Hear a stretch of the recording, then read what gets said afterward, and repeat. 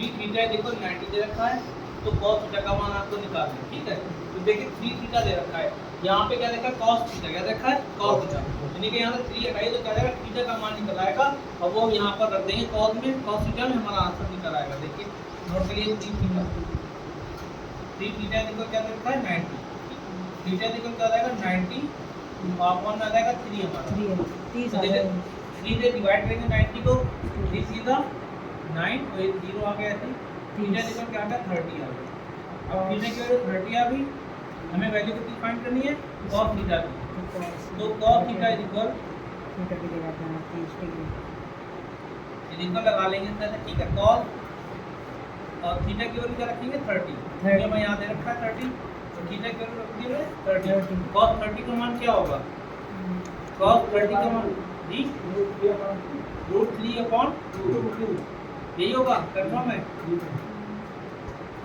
हाँ सर ये क्योंकि sin 60 का मान क्या होता है √3/2 होता है, जो sin 60 के अपोजिट आता है cos 30 जाएगा, cos 30 में क्या रहेगा 1/2, जो sin 60 में होगा वही हमारा कितना हो जाएगा cos 30 हो जाएगा √3/2।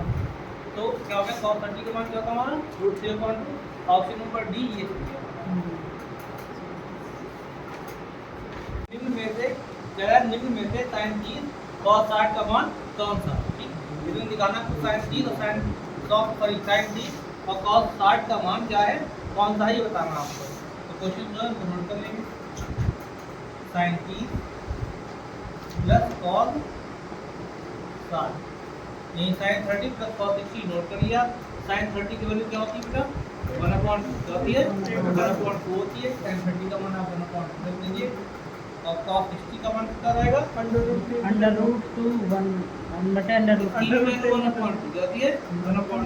जब sin के मान लिखोगे, ठीक है 30 के बाद 45 60 90, मैंने आपको बताया था cos में जो 90 की वैल्यू है वो 0 की बन जाएगी, कितनी जाएगी 0 की बन जाएगी, तो 60 की वो 30 की बन जाएगी। ऐसे sin 30 का मान जो होगा वो कहाँ पहुँचेगा cos 60 में, कहाँ पहुँचेगा cos 60 में पहुँचेगा। वही यहाँ पर sin 30 का मान कितना 1/2, तो cos 60 का मान कितना जाएगा वो भी 1/2 हो जाएगा।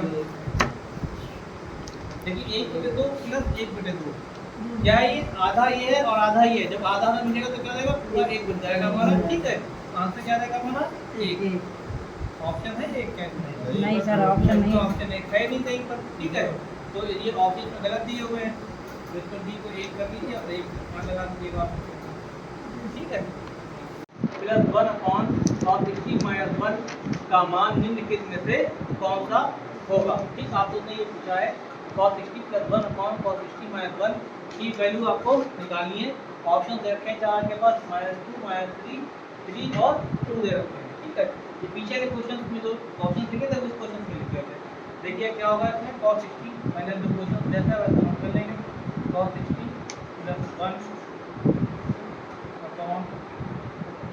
60 माइनस 1, ठीक है, ये मैंने नोट कर लिया। अब देखिए cos 60 का की वैल्यू क्या होगी 1/2 क्या होगी 1/2 होगी, cos 60 की वैल्यू होगी 1/2 प्लस 1 लगा दिया हमने यहाँ पर देखो अपॉन ये वाला आ गया, फिर क्या रहेगा 1/2 हो जाएगा cos 60 की वैल्यू 1/2 हो जाएगी -1 क्या रहेगा -1। अब इन दोनों को हम लोग ऐड करेंगे, इसको क्या करेंगे माइनस करेंगे।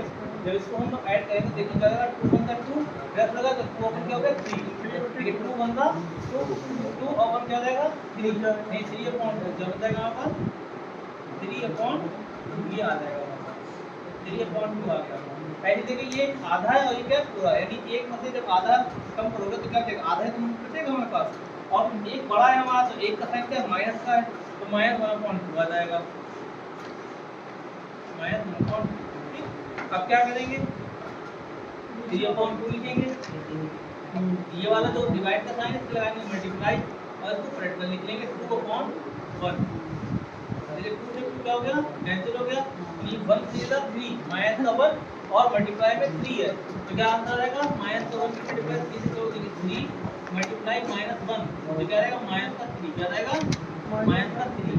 आंसर नंबर बी वाला जो हमारा सही जाएगा, ऑप्शन नंबर बी क्या है हमारा सही है, यानी -3 आ जाएगा आपका आंसर।